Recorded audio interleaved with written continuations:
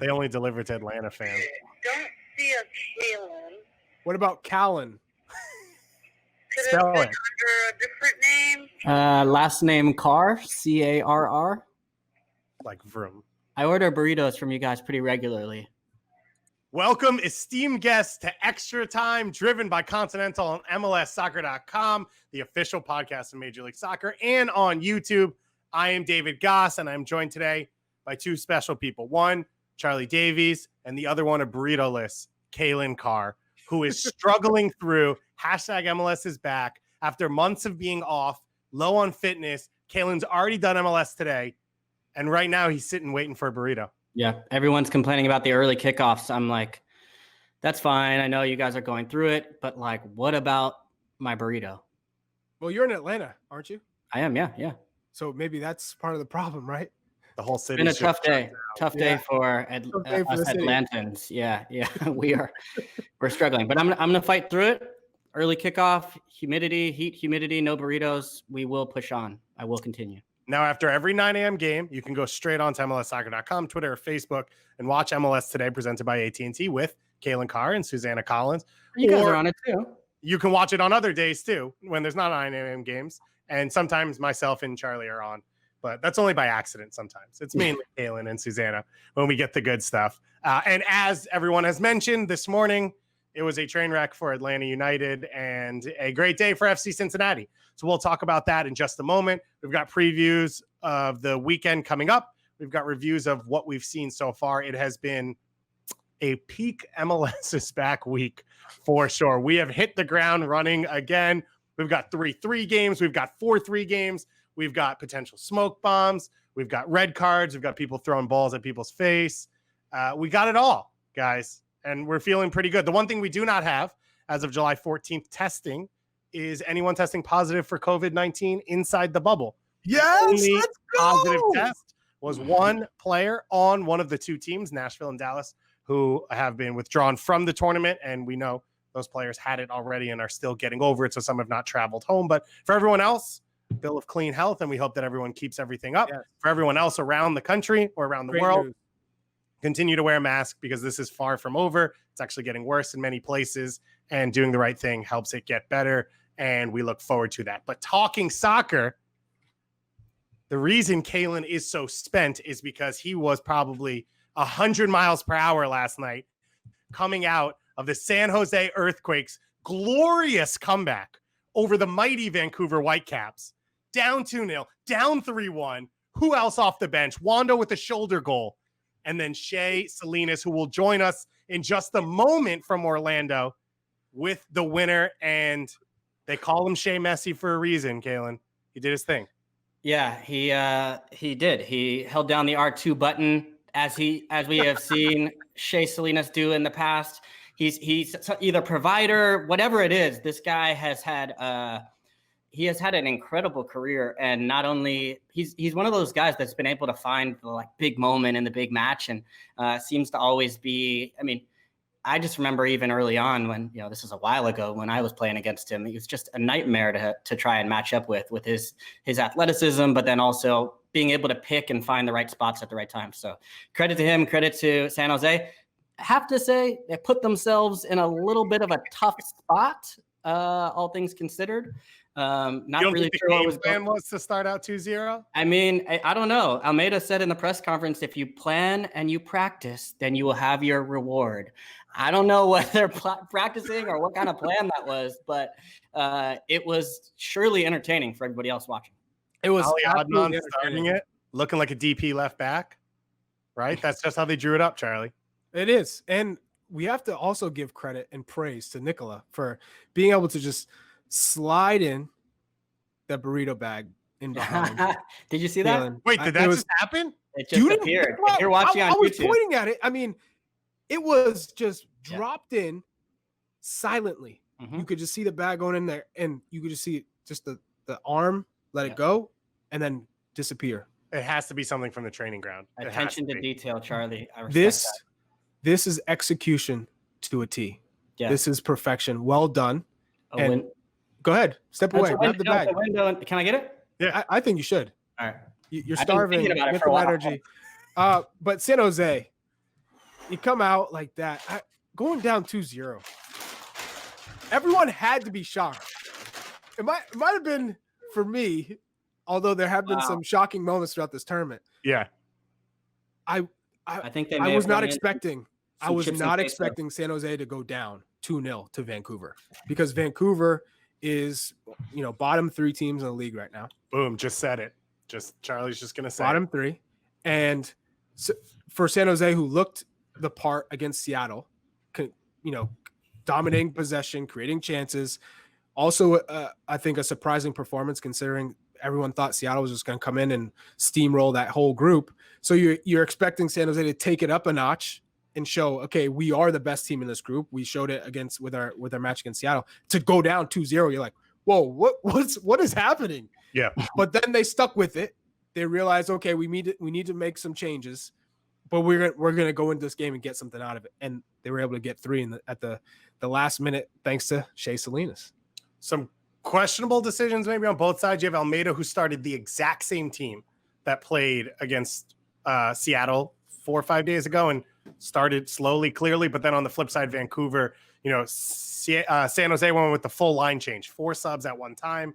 And Vancouver, they're missing basically 4 starters in this competition that got left back in Cavallini, Andy Rose, Ricketts, and Montero. So maybe they didn't feel like they had the moves to make. They had a lot of homegrowns, young guys, inexperienced players on the bench. They didn't really make moves as early, and they seem to have lost their legs and died on that one. Can we talk to Shea? I know he wasn't on the pitch at the time, but what happened on that breakaway? It's the 20th minute. You got to go for a goal, Calen. All numbers forward. Yeah, I'm surprised they didn't throw Vega up there. Throw it all in there.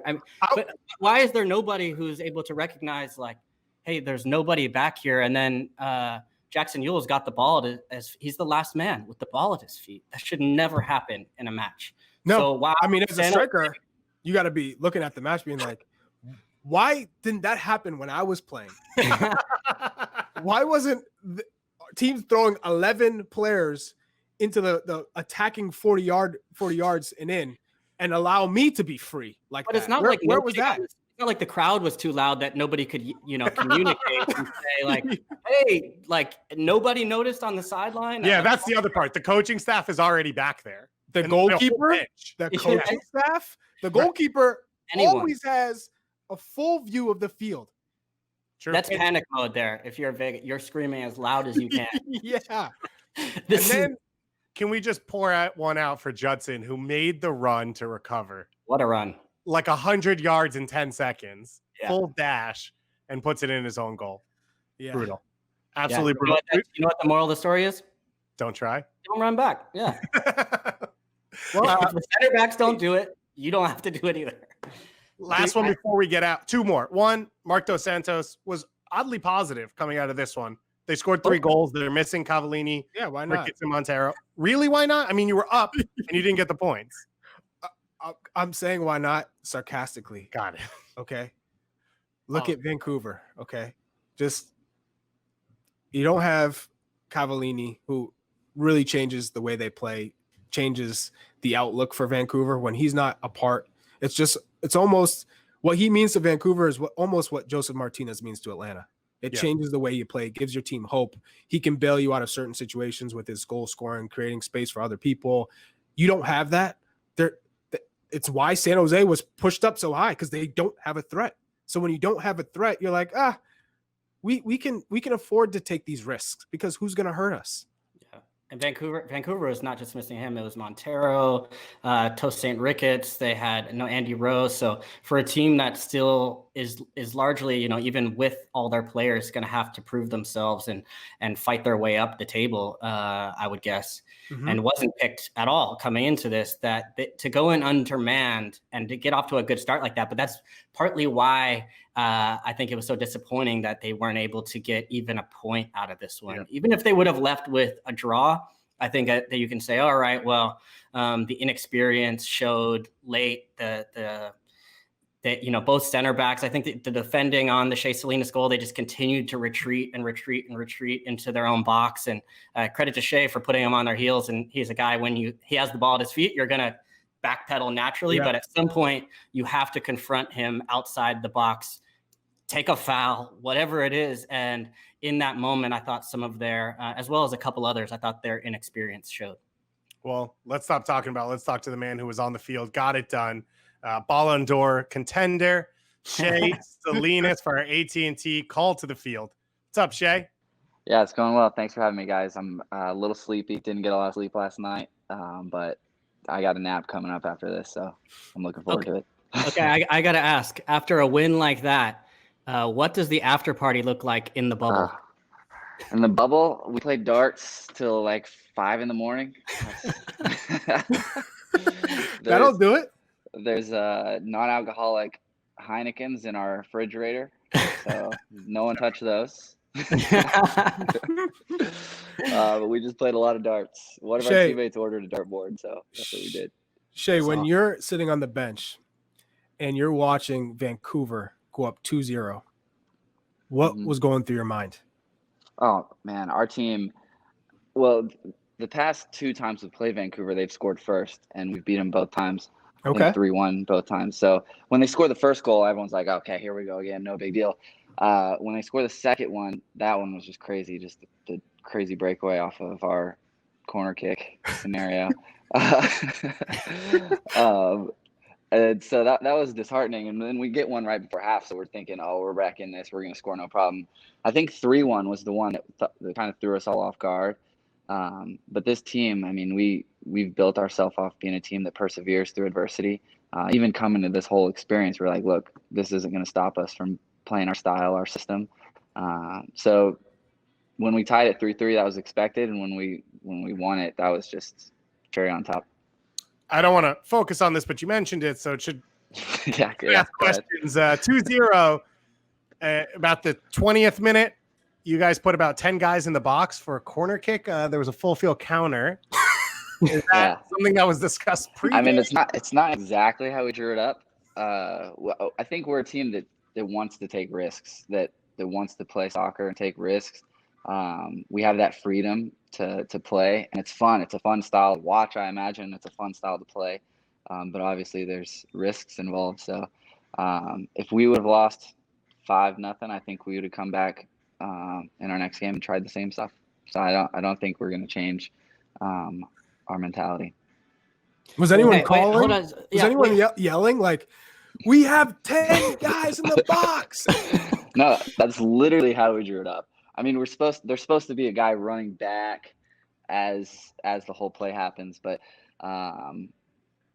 that I guess there was someone. So the play is to give Jackson Ewell the ball as the last man and for him to play a 1-2. No, the 1-2 wasn't the thing. It was to get Jackson the ball. Judson's supposed to drop back behind him, and Jackson's supposed to either shoot it or pass it. I don't want to give the whole. I don't want to give the whole thing away, but But then he passed it to Judson, who was supposed to be our last man, and then the rest pursued. Okay. But then he almost got back. That was incredible. What a run. Yeah. It was cruel at the end. The guy covers so much ground in a game. It's impressive. In the heat, too. And then for it to come off you for an own goal.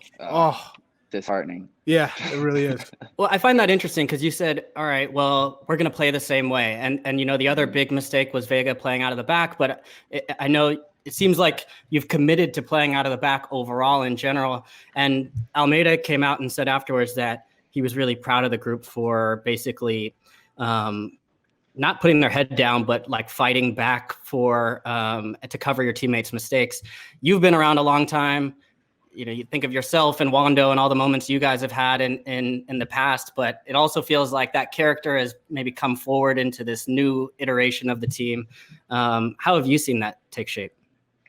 Yeah, I mean, what I love most about Matthias is I've played for a lot of coaches. In my 13 years, I think I've had like 15 coaches. Ridiculous.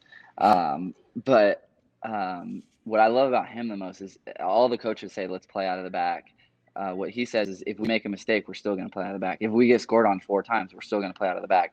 And he says if we mess up, it's not on you, it's on me. Like let the people attack me for my system. You guys keep trying it. So that just gives you confidence as a player. Like Vega makes that mistake that leads to a goal, and then we continue to give him the ball and continue to play out of the back. And so it just gives him confidence. It gives us all confidence to keep playing. I know that he's gonna take the brunt of the criticism. Shea, like you said, you've played in this league a long time. When teams do make adjustments because they know, all right, you're playing out of the back no matter what. If they force you, they literally double team players in your defensive third. What's the game plan? Is it just, okay, now let's play deep, or let's, play in behind? Or is it, we're still going to try and break you down and play out of the back? Because I've been in situations where you are just kind of like, all right, this team wants to play out of the back. We know how to press them. We will cause the turnovers. Yeah, I think it's a combination. I think we practice where we play 4v4 inside our 18, or 5v4, we count the goalie, inside our 18, and we work on just possessing the ball in our own 18. And so that's something we do in practice. So we're kind of prepared for a team to press like that. Okay. But also for a team to push up and go 1v1, that's kind of what we want. We practice 1v1s all the time. That's like all we do every Tuesday. And so if the team presses up and goes 1v1, I think we have the confidence to hit it to a Vaco or a Andy Rios up top, and then being able to hold it and turn their guy and catch them on the counter, which would be great. I can see Charlie and Calen are going to show up for Tuesday trainings just to do 1v1. Those are the best days. 1v1s. Oh, yeah. They're intense. Count me in. Speaking of 1v1, I mean, I think you went maybe 1v4 on the last play. And what were you thinking? Take us through that moment. I mean, we saw the madness that happened afterwards, but what did you see on that play? Yeah, I think I picked the ball up around midfield, and it seemed like things just kept opening up. My first thought was that the guy behind me was going to foul me. I was just trying to get into the box and maybe draw a foul. And I mean, it kind of parted, and I meant to push it to my right and hit it far post, but he got a toe on it, and it somehow bounces right in front of me, thankfully, and I was able to get a foot on it, and it went through Crepu's legs, which he was amazing the whole night. So it was a crazy run, but the whole time I'm running, I'm like, okay, be ready to absorb the contact and hopefully get a penalty kick, and then the seas parted and I got to score. You've been a part of some pretty wild finishes. The Goonies, of course, everything that's ever happened at Stanford Stadium. Is that what it felt like last night? And you mentioned that culture. Is this the second coming? Is this Goonies Part 2? I don't know the sequel name. I don't know if there was a sequel to that movie. I think it is a mentality I think we have, that we're willing to fight until the very end. We felt it last night. Even at halftime, we're down 3-1 or 2-1, and we said, "Hey, this game's going to go 100 minutes. Let's be ready for it. We're fit, we're ready." And so, yeah, I think we love scoring late. Shea, It's going to happen in this tournament, right? 5 subs, defenders are going to get tired. Yep. It's going to happen a lot. Can you talk about Jackson Ewell and what he means to your team? Is he more like he the fulcrum? Does Matias want everything to be played with him? Because it seems like he drops deep. He's always getting on the ball. He finds good spots. Can you talk about his progress and what he means to your squad? Yeah, Jackson's been incredible to watch develop over the last 3 years. Just from being like a real technical, pretty passer to now he's gritty, getting in tackles. He covers probably the second most ground on the team behind Jutson. So he's always getting on the ball. And you're right, he's pivotal for our team. We try to find him the ball as much as possible. We let him make the decisions, and then we go off of that. It hasn't gone, as you said, exactly as planned. You were the first team down in Florida because you weren't able to train. So there was a lot of question marks of, how fluid your team would be, how fit you'd be. Now you're sitting on 4 points. It's probably, I don't mean to jinx you, enough to get through to the next round already.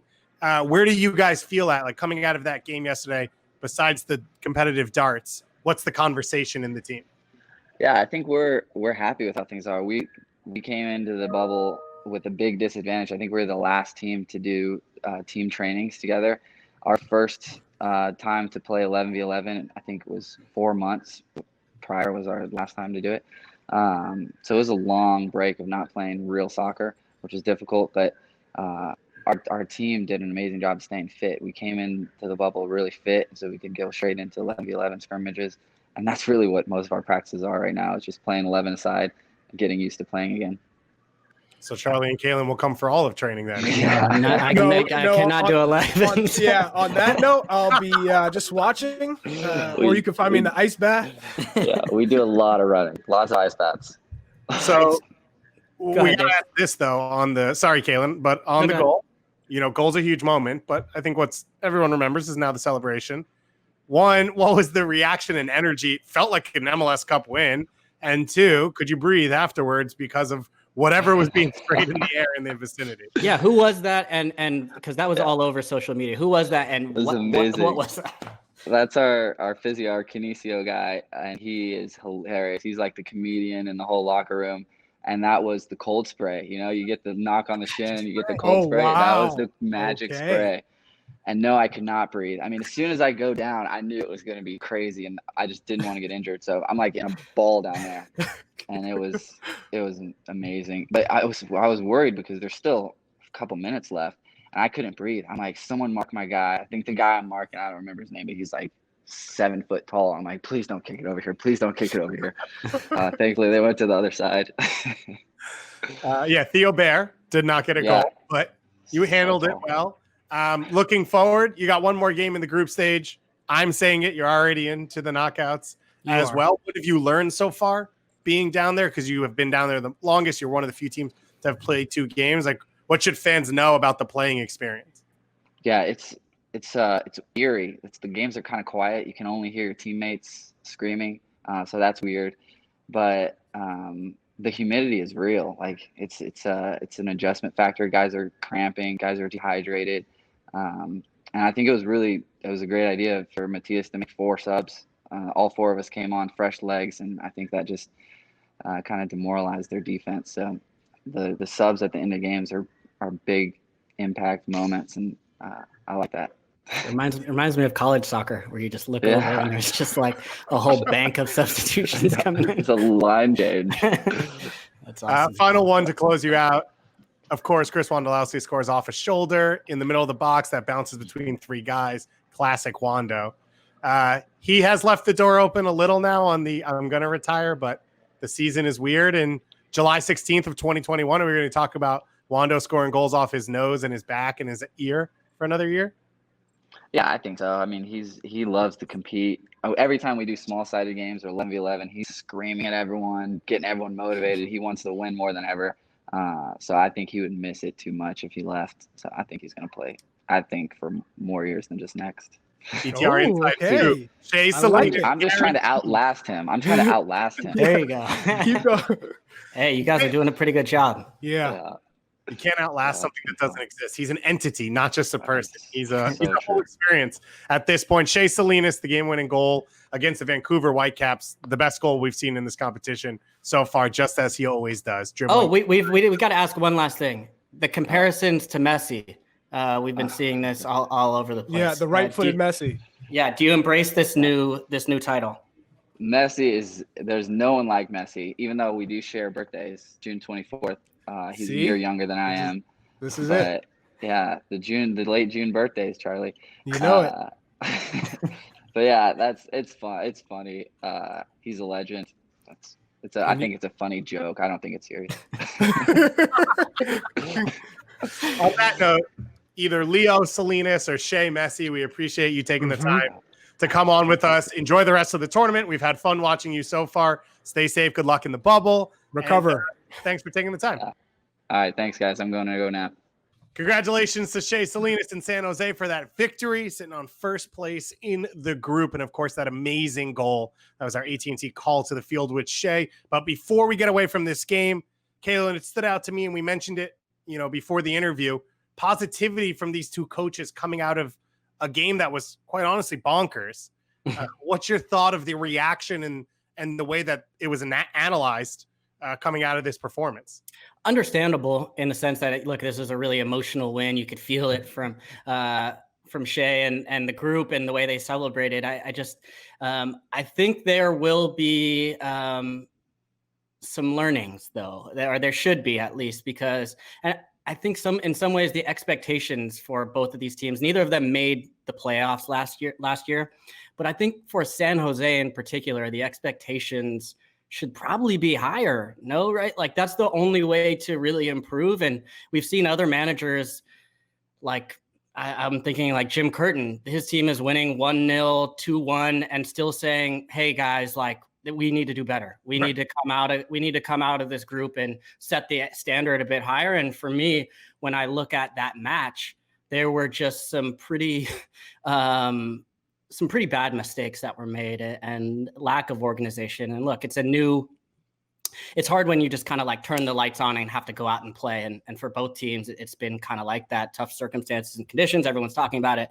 but I still can't help but think that for both teams, you probably want something better. I'm not sure how positive I would feel if I were a player on those teams and say, like, besides just the emotion attached to getting that win and the kind of crazy way it happened, when you're thinking at a deeper level about the way it happened and why it was so difficult, you made it a lot harder on yourself than it ever needed to be. So yeah, sloppy mistakes. It wasn't getting broken down. A lot of times it was just bad goals giving up and sometimes bad recognition of what was going on, especially on the Judson own goal. We move on from there to another kind of wild game to start out Thursday morning, 9 a.m.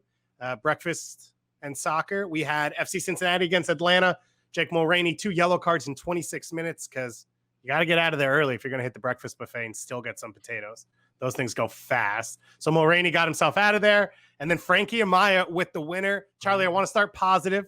Yes. Then we can go to Atlanta, who are struggling to deliver burritos in this time because of the chaos that was caused by Atlanta United. Fox skips it on Twitter, and we got some amazing questions on Twitter. These are going to be sprinkled all through the rundown. Every show, it's your guys, what you want to hear. So, everyone out there, guys, girls, everyone, send us what you want to hear. Fox Gibson said, love to hear your thoughts on Frankie Amaya, his hustle and general drive during matches, and his first goal today for the club. Frankie Amaya is one of those players who's surprised me with his knowledge of the game and his movement. It's so getting in between those lines. He has a great first touch, which is not always the case with youngsters right now. So first touch awareness, but now we're seeing an end product. I didn't know he could take a touch and set himself up with a left-footed shot and bend it around Brad Guzan from distance. That adds a lot to a player's game. And being able to finish outside the box, as well as connect, combined, play 1-2s, switch the point of attack. He's showing that he can be a complete player, as well as defend. Being so small, he's still able to defend and get physical and use his body well. Those are all encouraging signs for a young midfielder in Major League Soccer. So I'm really high on him because you can see he has a high potential. He has a high ceiling. And this is a player that is really, I think, taking the right steps towards being able to maximize his potential. I agree. And Cincinnati is a team that is likely still in flux. Like there's going to be Jaap Stam. Anytime you have a new manager come in, he's kind of figuring out now who he wants to keep, who he wants to move on from. And when you look at young pieces, he's one that you can potentially build around, or that can be at least a part of it for years and years to come. And you're starting to see other players maybe who are revealing themselves as important pieces. We'll see Jurgen Locadia at some point, of course, come in. Joe Zhao, I thought also was really good, especially in this first match or in the second match against Atlanta United. And you start to see, okay, maybe that's a little triangle, or you start to see these small pieces connecting the dots. Kubo, yeah, he had some nice moments as well. But more than anything, I thought the way Jaap Stam set up the team, his decision to sit back and defend. And he said in the presser afterwards, like, let's just be realistic about where we're at. You lose 4-0, and some coaches might go out and be like, you know what, we're not going to sit back. We're going to go after Atlanta United too. And I don't think that would have gone well. And so with the man up, they stuck to their guns, and I think would have been happy to take a point, but ended up finding a nice little moment from Frankie Amaya to take all three. And to your guys, I just want to say, like Calen just said, this is like a training experiment. These are all ways for Jaap Stam to figure out how I'm going to move forward. Where's our strengths and weaknesses? This is all new to him, so he has to experiment. He has to try different things. One is maybe, okay, let's go all out attack. Today we lost 4-0. We're just going to sit and defend. Who can defend? Who can tough it out for 90 minutes in this heat, in this climate, in this environment versus an Atlanta side that has a lot of players who can break you down 1v1 or are supposed to break you down 1v1. So I want to see how much grit some of these guys have. How determined are they to just defend? And if we get lucky, if we counter or we score off a set piece, great. But he got a performance out of Frankie Amaya and got a goal, and they were able to win 1-0. Even though they were up a man, they really just said, we're going to defend. we're going to try and see if you guys can break us down. And Atlanta United just weren't able to do it. Yeah, and to Calen's point or yours of his intelligence and his touch and what he can do, there's a lot of moving pieces. The things he does will fit around anyone. So whether it's Siem de Jong or Medunian or someone who comes in 6 months, the things he can do can fit in with any of those players. And so you'd think he's going to be on that team sheet at least for the next year closing out. So FC Cincinnati, a great result. Let's go to the other side. Matt Sharon on Twitter says, how much of these Atlanta performances do you attribute to Joseph's absence? And how much is on Frank de Boer and the lack of quality in the squad the front office overhauled over the last 2 seasons? So 3 elements there. Joseph missing, de Boer, and then maybe the way the squad was set up over the last 2 years, which is either on Bocanegra, Eels, or de Boer. You can make your choice. Charlie, I present the floor to you. No, thank you very much. All across the globe, we look at certain teams, certain clubs where they depend on one player. You can see Barcelona. When they don't have Messi, they play entirely different. They're vulnerable. They don't play the same. And LA United depends on Joseph Martinez. They play through him. He's the finisher. They play for him. It's Joseph Martinez. When he's off the pitch, it's an entirely different team. And he, in a way, can hide the deficiencies of an Atlanta United. So he can mask those problems. You think we're playing fine, we're playing a certain way, because at the end of the day, you get Joseph Martinez a chance, he finishes, and you can win 3-2, you can win 2-1, you can win 1-0. You may not play well, but with him in the lineup, you always have a chance. There's a danger. Without him on the field, there is no danger. Teams don't look at Atlanta United the same way. No offense to Adam John, but he is not Joseph Martinez. He's not going to do anything that Joseph Martinez can do. You have to play a certain way for him to have a chance on goal. You have to get him service into a box, and it has to be in the air, because on the ground, he is not making the same type of movements in the box as Joseph Martinez. He cannot beat you 1v1 with the ball at his feet. So those are different aspects of a player's game that you have to completely change the way a team plays to feed a striker. And then Joseph P.D. Martinez, as well as Ezequiel Barco, they have to figure out ways to play together and combine, because they don't have a Joseph Martinez to create space for them. So they have to create space for themselves with combination play, and teams know that. So it's like, okay, let's double PT, let's double Barco, let's force them into bad decisions, let's force them to try and do too much, and that's what we see PD Martinez doing. He's trying to do too much because he feels like it's on him to make up for the loss or the absence of Joseph Martinez, and they are struggling mightily because of it. Thank you. He's right. Absolutely right. Because it's really about the threat in behind too, where you saw Barco and PT, and they like it underneath. They like the ball at their feet.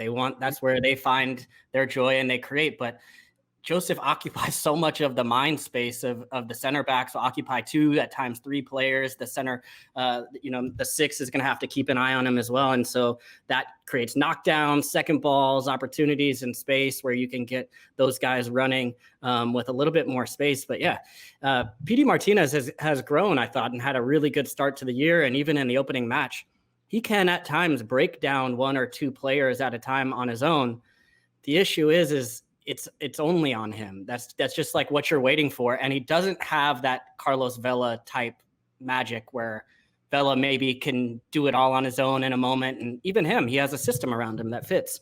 Mm-hmm. And without Joseph, it's starting to expose some of those things that Charlie was saying, as far as those cracks in the pavement that he would totally mask or cover up, where you don't have Nagbe anymore. You don't have Gressel anymore. You don't have Gonzalez Perez anymore. You don't have Fialba. Fialba.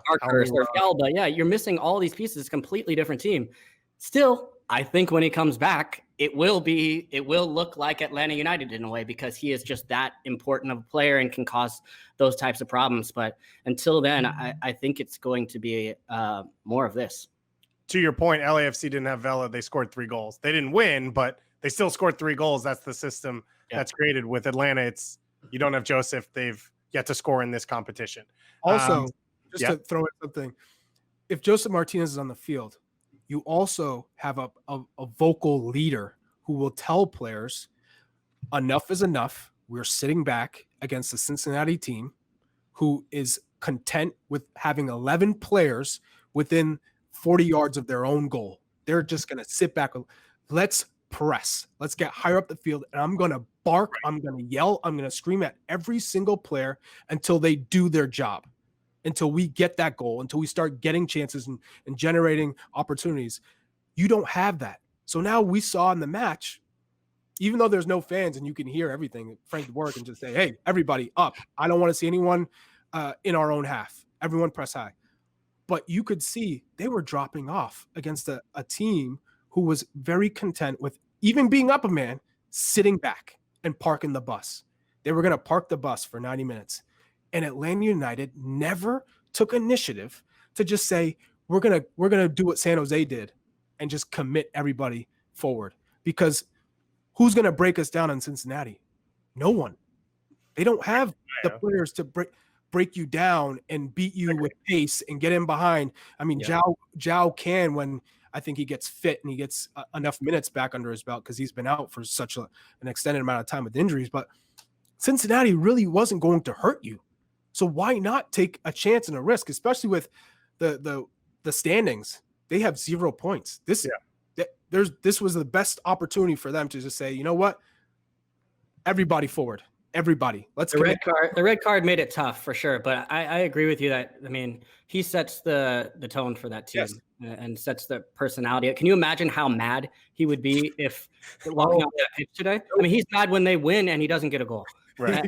And when I watch PD and Barco play, they get frustrated, but it's more about it's like the rest of the team is trying to keep them involved or like keep their head up, as opposed to being like, hey, this all has to be better from all of us. He is, I think his presence is missed, of course, in his play, but I think in his personality as well. Credit to Yopstam understanding the situation, as you said, Calen, and keeping his lines clean on his team. They defended much better than they did. They had an idea. They knew what they wanted to do, and they got a 1-0 win. So they move to 3 points in the group. New York Red Bulls and Columbus, the other side of that group, will kick off tonight, so we won't talk about that one. We'll be back on Monday with that. Let's go to more teams that had high expectations that are struggling, but let's start positive again. Yep. Orlando City, the first team to qualify for the knockout stages of the first ever MLS Is Back tournament. This is how the Lions do it. If you include the Nani crossbar challenge last All-Star game, they are 3-0 at the ESPN Wide World of Sports training facility. So, hey, Oscar Pereira. I give so much credit to Oscar Pereira to come in to a struggling Orlando side that had no identity, to come in and say, we're going to play a certain style. I'm going to get the most out of young players like a Chris Mueller, who looks like entirely different, looks a little bit more comfortable in the situation. I think he has a better understanding of tactically where he should be, where, how to defend, how to create turnovers in the attacking half. And then the final ball, the product, when to shoot, when to pass, when to combine. I think he's starting to put that all together. So Oscar Pereira and his staff, I give you a ton of credit, a ton of kudos. And then the Orlando City players for actually executing and surprising a lot of people. I think people had them coming out of the group as a wild card because they're at home, they're used to the climate, but to actually show, hey, we're the top team in this group right now, that is something else. So entirely different. Well done, Orlando. They've looked up for it. Like, look at it. Some of that, honestly, in this tournament just comes down to that. It's just who is motivated, who is willing to go out there on a hot night and put everything you have into it. And you can see from, I think they rode that, we talked about like in any tournament, how important that first match is, and that emotional win. And from the Nani winner in the 97th minute, I think really pushed them on. And then Pereira makes the choice to go with the same lineup, the same 11 in the next match, which is a risk, right? But they came out and got those early goals and then were able to make the right substitutions late. He's been very hands-on. Even in the water breaks, you watch Pereira and he's bringing out the tactics board and with the dots and figuring out, organizing the team. And for a new manager and new team, the hands-on approach, I think, is really working.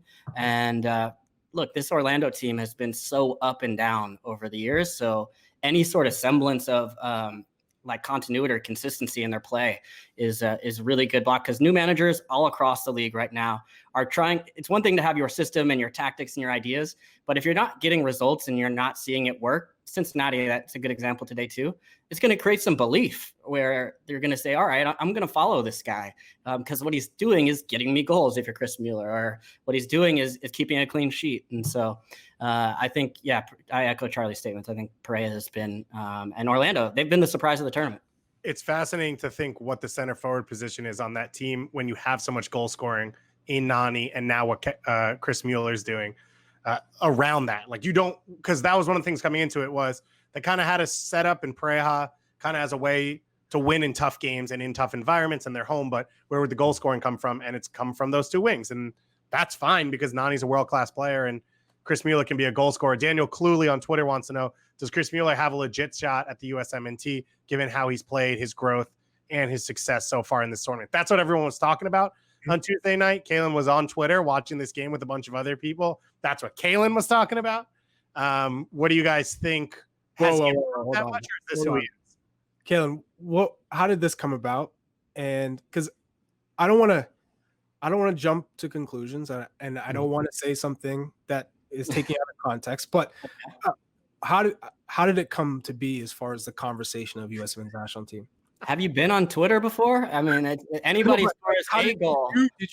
Did you start it, or did you see someone tweet it and then you talked about it? How did that begin? Dude, I was on a stream with like 6 fans from different countries watching the match, and we talked about literally everything under the sun for like 2 hours, which was really fun. Shout out to the Cooligans and Orlando, UK, Rocks. Who else was on the stream? Miguel Gallardo. Yeah, it was fun. But I think anytime we see, I mean, we're literally starved for, well, actually, I don't know. Some days I feel starved for young talent, and other days I'm like, all these guys are just banging in goals all across Europe. So we're going to win. Yeah. But I think when you look at the wing position, there is a case to be made. And I think there has been one for a while. He's got some intangibles that kind of jump off the page, but he hasn't maybe had the consistency or put it together. Or tangibles where he's got that speed and technical ability. But look at the list of wingers that have gotten call-ups. Jonathan Lewis, who I like a lot. Corey Baird, who's the kid from who's playing in Turkey. Tyler Boyd. Thank you very much. There's been, Christian Roldan has been used on the wing, which I'm not sure is his best position necessarily. So, we have, Christian there, and I think Jordan Morris, and you have some good pieces, but I don't see why Chris Mueller couldn't be a part of that conversation. Charlie, do you think that you just think it's too early, or you thought, Yes. Okay. Yeah, far too early. Okay. You're talking about just 2 matches in the MLS Is Back tournament. But let's talk to Calen's point. Jonathan Lewis is not a starter in MLS, and he made 2 appearances out of January camp. Yeah, January camp. If he continues this way. Well, right now the whole team is a January camp team, Charlie. So let's. I'm just saying. Well, we haven't really seen the full national team yet, and when you're talking about players right now who are playing, whether it's Christian Pulisic, whether it's Weston McKennie, whether it's Tyler Adams, whether it's Gio Reyna, these are players who are playing at the highest level and starting on their clubs, and there's no doubt like these players are first teamers, U.S. men's national team players, and are setting kind of like, okay, this is what is expected when you play for the U.S. men's national team. You're playing on your club, and you're in form. I think for the next tier, the MLS is back. When you're talking about the next tier of players, I think there's it's obviously a youthful U.S. men's national team because we're in the situation we're in, where 2022, I think the majority of that team will have had no World Cup experience. Yeah, none. That's rare. You never hear that. Every World Cup has a number of players left over from the previous cycle that help you adjust, learn, know what to expect in a World Cup. They're there to kind of help coach you and mentally prepare you for what's going to come. Even World Cup qualifying, we might not have much experience to be right. To go down to play in Honduras or like this could be, considered the golden generation for the U.S. national team because this team will all grow together. I think that's why it's important.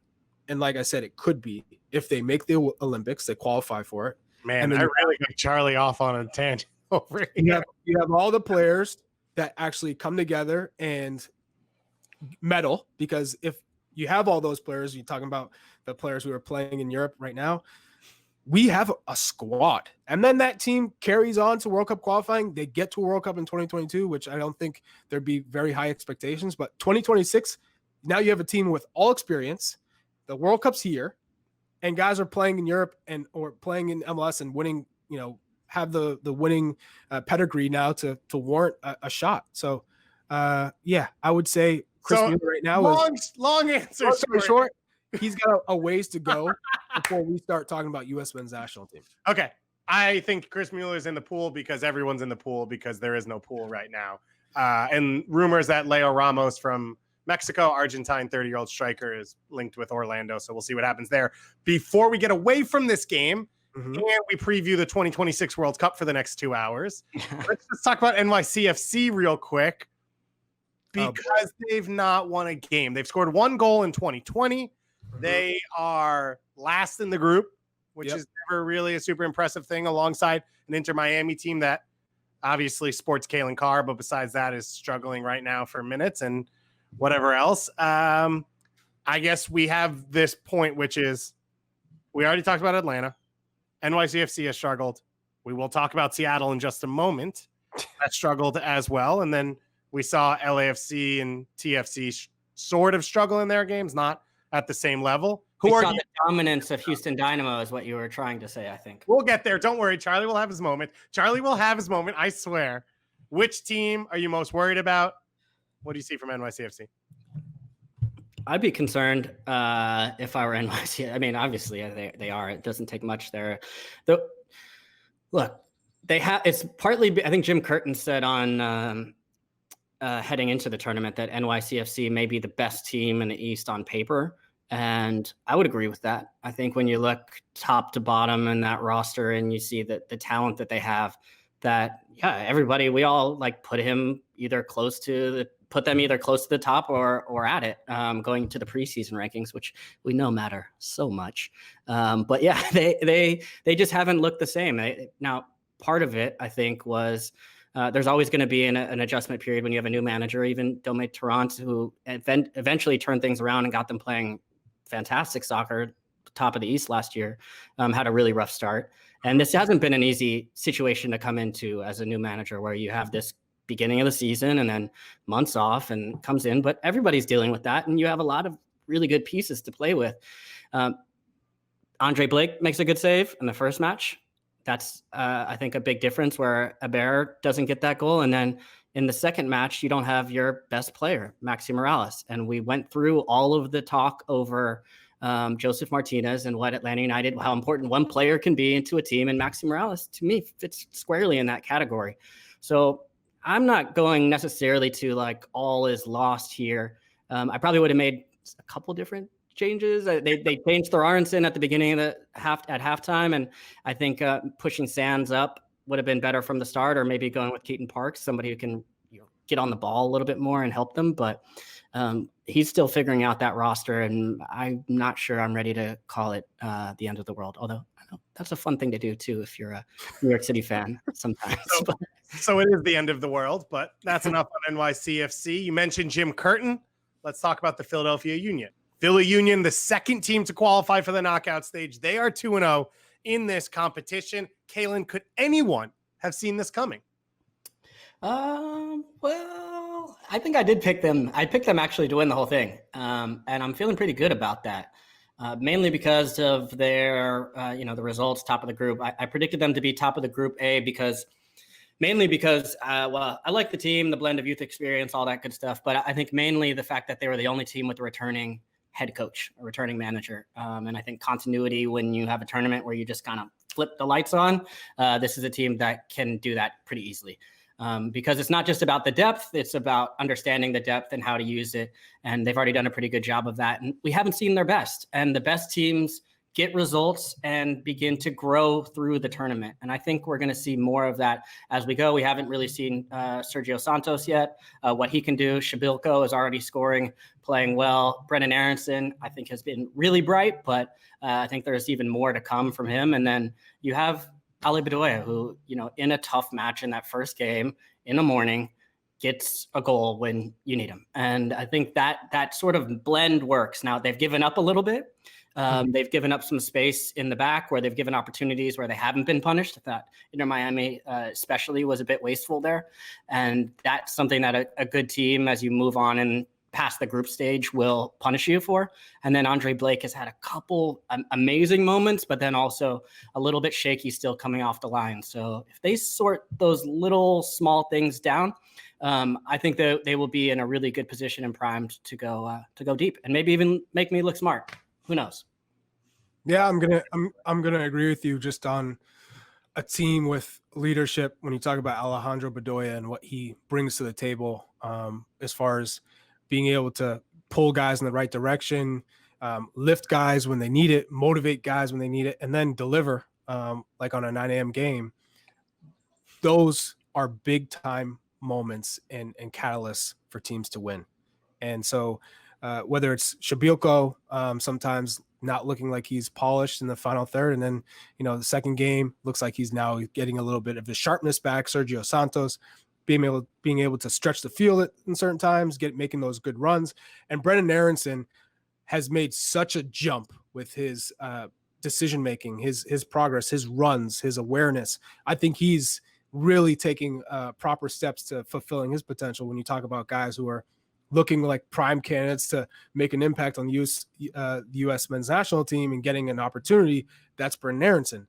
That's a young player who has taken the proper strides, who deserves a call up and deserves a look. And I think Greg Berhalter watching him and saying, "Hey, this guy is really grasping what I want from my players." And I've got a question. He's elevated his game. But do you think that, because we've seen the emergence of some young players abroad right now, and I know Philly wants to move some of these young players on at some point. It's a strange year, but do you feel like that time is sooner or later for Aronson to make that jump? Sooner. After seeing the growth from last year to this year, I would say sooner, because he got that initial call up to the U.S. men's national team. It looks like he's really understanding how to have success in the areas of his game that needed work, because it was always, you knew what you were going to get from him. I started training with him when he was 15, I want to say. And I saw, okay, he's got the confidence, he's got the engine, he can run all over the place, he can get from box to box. But is he clean with his decision-making, his first touch, his awareness? Is it just kind of running all over the place, or is there running with a purpose? Now I see he's running with a purpose, whether it's to create space for himself, whether it's to get into an area because a left back or a right back of the opponent was vacated that space, and he knows I can get it there, and then I can create something for someone else or for himself. And now he can shoot from distance. He can combine. He has a good first touch. I'm seeing all those little things that he's fine-tuned to make his game overall better, because he works on both sides of the ball, and now he can be a difference maker for the Philadelphia Union, where in the past you're just it's a young guy getting experience and he's not going to really add, that final touch. He's not going to create that, final chance or get that final shot. Now you're seeing, okay, he is a difference maker. He can get us a goal, or he can create a goal. And his movement has been fantastic. Big season for him. We hope a big tournament so far. So Philly 2-0, they move into first place alongside Orlando, who they'll play in the final game. So that'll be fun to watch. And remember, 4 best third place teams get through. So 3 points for NYCFC or Miami in that last matchup could be the difference between going home and getting through. So no team in this competition is really going to be out of it until you've played all 3 of your games. So those coming up as well next week. Let's move into another game, 9 a.m. between the Chicago Fire and the Seattle Sounders. Unexpectedly between the Chicago Fire and the Seattle Sounders, unexpectedly at 9 a.m. Let's start with the Fire. Robert Beric taking advantage of Arriaga's mistake. Still had a ton of work to do. The Cruyff, the finish, it was pretty. Robert Beric, come on the show because we invited you, but we didn't hear back. So we'd love for you to come on another time after you. He's not going to come on now. You called him out. I mean, I didn't call him out. I don't know how it happened. I'm just saying. Didn't hear back. You said you didn't hear back yet. Okay, so the door is still open. Yeah, I mean, communication stuff sometimes, there's a lot of different elements. So he's got a lot going on. Kevin Richardson says Chicago Fire better than you guys predicted? ? Well, I picked them to go through the group actually. So how about that? No, Which group? I don't want to go. I don't want to dig too deep through my prediction. To be honest. Group A or No, once they switch groups. Okay. I'm not sure I would have said. I'm not sure I had a great reason why. I think they have. I liked some of the pieces that I saw earlier in the season. You mentioned Beric. I think he's a guy that has been shown to be a finisher. I don't think he's really created a partnership yet with CJ Sapong. I don't know if they've quite figured out how those two pieces are going to work together. So that's something that they surely need to work on. I didn't see a ton. They looked more solid in the back, and then they won on a set piece. The ironic part to me was I thought they won this match in the same way that Seattle usually does. They were just a little bit more alert. There was just a long clearance where Arriaga kind of goes to sleep and misjudges the bounce. And then next thing you know, he's getting trucked by Beric, who's shows the strength, but then also the composure afterwards when he goes against Yaimar to kind of cut it and put it on his left foot. So then the set piece, and that's a place where the Sounders have always been so good. So those two little small plays on a hot morning put Chicago on front. So uncharacteristic from Seattle, and now with that result just going the other way with San Jose getting a win, that kind of put I think it's put them behind it. Now they could go through potentially maybe as the third seed still, but they're going into basically a must win now against Vancouver. Cascadia Cup game that they have to win. As you mentioned it, Beric, really good goal. That's what you're looking for your DP. We talked about strikers carrying teams in a competition like this. You also mentioned the mistake from Arriaga. He's been here for about a year. It wasn't the easiest way to come in, but this is a team in Seattle that's been built on quality play at the center back position in their time of success, from Chad Marshall to Roman Torres to Kim Ki-hee. Yaimar still getting adjusted, but Charlie Arriaga has struggled. He struggled physically. He struggled in decision-making. He struggled in placement and reading balls off the ground. It does not seem to be perfect for Seattle coming into this one, a team as MLS Cup champions returning a ton of starters that I think a lot was expected of. No, you're right. And Arriaga also had plenty of mistakes in the San Jose game and wasn't punished, nearly causing a penalty on Vaco late in the box. But overall, you have to be disappointed if you're a Sounders fan. This is the defending MLS Cup champions. You have Raul Ruiz-Diaz, you have Nico Ladero, you have Gustav Svensson, Christian Roldan, Jordan Morris, Stefan Fry. I mean, you have a ton of talent and experience. There is no reason whatsoever that you should not be getting results and or playing the way you are, which was, of course, the climate is difficult. Every team has to face the heat and the humidity, but to defend and sit back and concede possession every match to teams that should not be able to keep the ball versus the talent that you have, there's no explanation. And you talk about young players getting an opportunity. Shandon Hopio comes into the game. Shandon Hopio only played 45 minutes in the first half. To be used as a scapegoat or an excuse to not win it's unheard of. I mean, how could you use a player who's supposed to play in a system surrounded by experienced players is how you would envision the perfect opportunity to give a young player when you have players who are experienced and as talented and have a championship pedigree. When you talk about Raul Ruiz-Diaz, Nico Ladero, Gustav Svensson, Christian Roldan, all these players around you to help you succeed. That's when you want to give a young player a chance with all the experienced players around him to help him up, to give him the correct instructions. If it doesn't go well, it doesn't go well, and you make a change. They did it 45 minutes. That is not an excuse when you lose the game.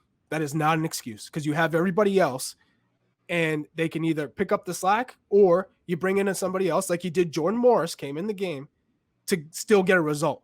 So when you lose against Chicago Fire, I don't want to hear I was using young players or I was experienced, because Handwalla Buana came in, who's 23 years old, and he got the goal. So that excuse goes completely out the window. I'm disappointed in the Seattle Sounders because I know the talent they have. They need to be a little bit more aggressive, and they need to go and establish dominance in possession in the attacking half, press teams, and get something out of it because they have the players to do it. And it feels like a disservice, a little bit of a disservice to the players and the fans when they're just sitting back and defending and looking to only counter. When they can counter because they have the players to do it, but they also have the players to keep possession and make teams chase. Whether it's for 90 minutes, whether it's for 60 minutes, whether it's for 45 minutes, they have the players that they can change the way they play throughout the game.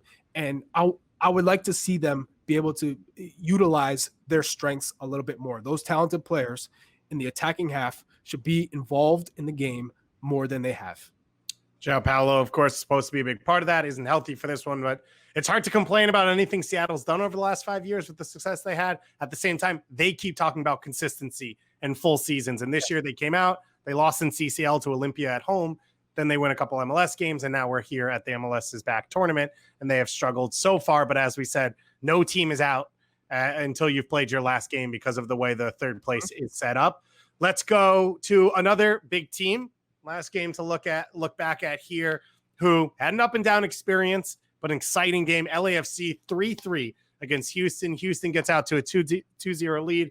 Charlie, the floor is yours. You can gloat if you want, but it would seem a little bit early. But you were, got about 12 GIFs texted to me throughout that game of you your hand, feeling good. You know what? Everybody was waiting for it because I know I've got a ton of texts and tweets saying, "Oh, I know Charlie's dancing right now," because he called it about Houston. And scoreboard, baby, 90 minutes. You could say it was so easy because look how they're set up. Tab has a good sense of how this team can be successful, playing to their strengths. And when you look at this Houston Dynamo team, it's pretty simple. Let's work on our lines in defending, similar to what Cincinnati did today against Atlanta. Let's defend first. First and foremost, let's not leak goals. Let's not be a team that's going to make all these mistakes in our own half and lose games because of it. So let's try and defend. And LAFC is the best team in the league. All right? They're missing Carlos Vela, but they're still the best team in the league. Play through Alberth Elise. Play through Mauro Manotas. Play through Darwin Quintero. 3 players who can hurt teams on their own. And when you talk about pace and strength and 1v1 ability, Alberth Elise is up there with the best players in this league. He will expose you. And he'll take you on a defender 6 times and maybe 4 or 5 that defender works out. Well, that one time he's getting by you and he's going to punish you. And I think we've seen him grow because in a lot of games throughout the years I've watched him play in MLS, he always gets to the end line. He always gets in front of the goal, and that final shot is not on target, or that final ball misses the mark. Now he's gotten a little bit better, where he's finishing, or he's connecting that final pass to Mauro Manotas or Quintero, or getting that penalty. So Houston looks a lot better because now they're defending and they're getting chances and they're finishing. This is LAFC. They gave up 3 goals, but it's LAFC. So huge props to Houston, Tab Ramos and his squad and his staff to finally putting out something where you can be like, you know what? That's a good performance from Houston. You see a difference from Houston last year to Houston this year. That's all I'm going to say. Okay. Saturday, we'll see what they can do against Portland, a team that isn't really going to push possession. So how do they handle that? How do they maybe initiate a little bit more play? But Calen, before we get there, LAFC, they go down early. Bob Bradley said in the post game, we don't want to give up goals, but we're going to play the way we're going to play. I think at this point we've learned football has a right and a wrong, and Bob's in the right, and he's going to continue to push that. And they are entertaining. They are talented. No Vela. This is your first chance to see them. Is this a team that can still win this competition? Absolutely. Yeah. I mean, I don't see why they would change their style. It'd be one thing if they were playing one way and then they lost 3-1 to Houston, but they can always find their way back into a match based on their just sustained pressure and the amount of pieces that they have on their team. So Houston will feel good because they had, basically the toughest match of their group, and they'll now be able to carry on. everyone's going to be looking towards this LAFC Galaxy match, right? That's the one right when the tournament was announced. That's what. Is that a rivalry? I've never heard of it. I think it's called El Tráfico. Yeah. And look, I'm not going to be crazy. I think LAFC will win this match. They should win this match still, even without Carlos Vela. But I think there is space to be had against this team. And if there is a path forward for the Galaxy, it will be from watching what Houston did. And they play this, they move their fullbacks up the field. They play possession. They look to counter press. If you can break that first line of pressure, you can find space on the wings. And we saw what Elise was able to do when he gets isolated one-on-one, or when you're able to think of who might be in that position. Well, that's Christian Pavone, who's pretty damn good in a one-on-one situation. And say you get that same opportunity where he's lined up against Jakovic or Segura, and you draw them out into spaces where they're a little bit uncomfortable, then maybe you have something to work from. The Galaxy really lacked ideas. They lacked tempo in their passing. Against the low block, they looked really uninspired. But if they can figure out who they are and figure out the best way forward for them is moments in transition, suddenly you've got Pavone running, you've got Leggett running, you've got Chicharito ghosting off the back post or making runs in the box. That starts to be a little bit more dynamic, a little bit more dangerous. But I still think LAFC is probably going to, they just have too many pieces and they're too good in possession to where you get Brian Rodriguez going, and then you got Rossi, and Latif is just, for me, he's like a best 11 player in MLS this year. If we had a full season, but he's just fantastic. So I still think LAFC is the top of the group, but after that, I think it's wide open. Galaxy, Houston, Portland. I think it's completely wide open for the group. Calen, you were a former Houston Dynamo player. Yes. Talk to me about the squad, because are you as high on them as I am? Because it's not like I think they're going to win MLS Cup. They were my dark horse for a reason, because I think they've changed drastically under Tab. I think he figured out, I got to fix this defense first, because I know how I can counter and hurt teams. If we can sit back and stick to the style, we're going to get some results. Yeah, I am. And, the one name that you mentioned, those front three, but Memo also deserves a ton of love. You, Calen, but I knew you'd get there. Yeah, thank you. Yeah, it's not, this show is long. We'll always find our way to Memo. But yeah, I don't know how many programs I've been on talking about just how he was as an academy player when I was there. I know you talked about your experience with Brendan Aronson, and mine kind of mirrors the same with Memo, as far as being a young guy that was coming in, and you're like, wow, a lot of really good like technical ability, still had that quick trigger to get off a shot.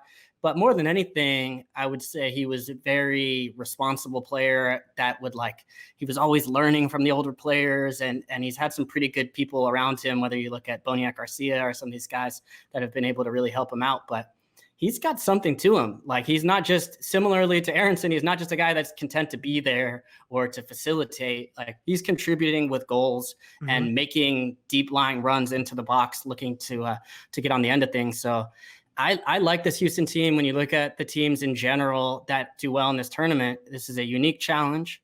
That heat and humidity is something that Shea Salinas everybody is talking about, and for good reason. And Houston, Orlando are two teams from these regions of the country that are used to training in this environment every day. And so I think, Chuck, of course I'm with you, man. Houston Dynamo, let's go. All right, respect. All right. On that note, the Galaxy losing to the Portland Timbers. You guys talked about the Galaxy. We talked about the Timbers a bit. They will move into the next games. Portland will play Houston on Saturday, and LA. You previewed that game, LA for us already, Calen. You are a superstar. I appreciate that. Let's talk about a few other games coming up this weekend. Friday night is a triple header, simultaneous 8 p.m. games. You've got DC against New England and SKC against Colorado. Charlie, you're going to be on the radio call for that New England game. That's right. To see for New England, is this similar to Orlando? Let's get 2 wins. Let's lock our spot out of the group here. Or do you think? This is nothing but 3 points. You're pressing, especially after you saw the way Toronto get at DC in that first 45 minutes. They're going to press. They're going to look to get Carlos Gil on the ball early and often and use Gustavo Bo to float around, pull people out of position, and then try and find those areas where they can go 2v1. Brendan Bai has made tremendous strides as a right back in this league. I said he kind of mirrors the way Reggie Cannon has grown as far as being a little bit more influential in the attacking half. They're both great defenders, but now he reminds me a lot of Gressel coming out of college as more an attacking player. Yeah. And the physicality to hang at the pro level and then learn that position, but like wants to get forward. Yes. And he can get forward because he has the athleticism to get back. Yeah. You don't have to ever worry about tracking back. And now under Bruce Arena, he understands the positioning. So he knows when to tuck in, when to fill in. If someone's out of place or out of whack, he has the leadership to pull people back in, but also he knows how to fill in. So he's taken tremendous steps towards growth as a right back in this league. So he can get forward, hurt you. And then Bootner on the left side, he's got a great left foot. He can cross. He can play balls in. They can hurt you in different ways. So this New England team is going to press, and look to create, because now Carlos Gil is one of the best players in the league when it comes to creating turnovers in the final third, because he's always locked in. If the ball turns over, he's always the first to react. His reaction is probably up there as one of the best in the league. So this New England team, I expect them to come away with 3 points because DC just didn't show me enough. Yeah. Obviously, they're battlers, and that comes from Ben Olsen. Always don't give up, keep fighting. It's all about fight. And that works for a while. That can work to an extent, but it only lasts for so long. The fight. You need a little bit more. And I don't think Ola Kamara is involved enough. For Ola Kamara, getting 1 or 2 chances a game, that's not good enough for him. We saw him thrive at Columbus Crew because of the way they played. And Columbus Crew, I always told Greg Berhalter, why didn't you come and trade for me? Why? As a striker, you're getting 10, 12 chances there because they're always, the way they play, the press, the style, they were always creating chances for the striker.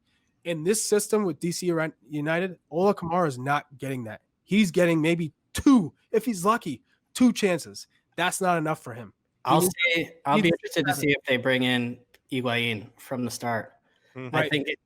I think that was the one thing where I was looking for a piece, and I know Flores is there, but they really work. And credit to Toronto, they really imposed themselves in the first part of the game, but it just made me think how long. I know he's great and he's getting older, and you want to maybe bring him off the bench, but how long can you wait to really maybe say, look, we need this guy. We need this guy to create something now. So that's what I'll be watching on the lineup. So Junior Moreno, of course, suspended. The other thing is Segura started at that left attacking spot. Maybe Assad gets a start there. Segura is not really an attacking player. Didn't, to Charlie's point, help connect with Kamara and Flores and whatnot. It sounds like Zahibo might be back as well for the Revs, which is one of their big holes to fill. The other game at 8 p.m. on Friday night is SKC versus Colorado because of the way everything had to get moved around.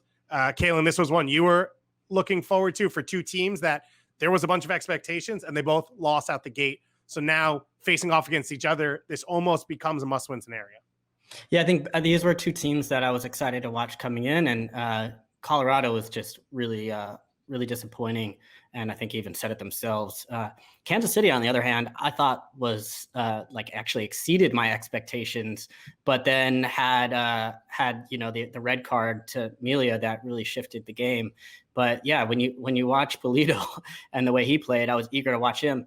Mm-hmm. I mean, I knew he was going to be dangerous in the box, and yeah, he had those couple goals early on where you're like, all right, he's gonna bank some goals. But I was thinking more of just this like traditional poacher and guy that's gonna be kind of lurking in the box. And then all of a sudden he's megging guys and body megging guys and spinning and turning and facilitating. And I was just like, whoa, this is very different than even I was expecting. Yes. And so I'm looking at that team now and saying, if they can, if everyone is going to be different without Melia, and I think there's still some questions maybe with the back line and giving up a little bit, but still, I was like this. I think the Sporting Kansas City team is a brand new team, and we haven't seen the best of them. So same with Colorado. So I'm like, all right, let's wipe the record clean a little bit and see these 2 teams really go after it. I'm with you. Charlie's a police. You couldn't have said it better. A lot of exciting players. There's been some great play so far, some fun, exciting goals. Miami had a great goal. Jesus Medina hit a screamer. A lot of wild things that have gone on. The late game on Friday night is RSL versus Minnesota to close out that group alongside SKC Colorado. Saturday and Sunday, quite simple and easy. You've got groups with 4 teams. There are 2 games each. The whole group plays. So Saturday, you've got the Portland, Houston, and then El Tráfico at 10:30 p.m. Eastern time. That one on ESPN. So that's your Saturday night right there. And then Sunday evening, you've got Chicago versus San Jose, and that must-win game for Seattle facing off against Cascadia rival Vancouver at 10:30 p.m. And then you've got NYCFC against Miami, 9 a.m. Monday morning to start your week, and followed up with ETR. Life is good. Let's go. MLS is back. Thank you, Calen. Thank you, Charlie. Shout out to Shea Salinas for coming on here after that great goal, to the burrito gods and everyone else out there. Thank you for following along. Have a great weekend.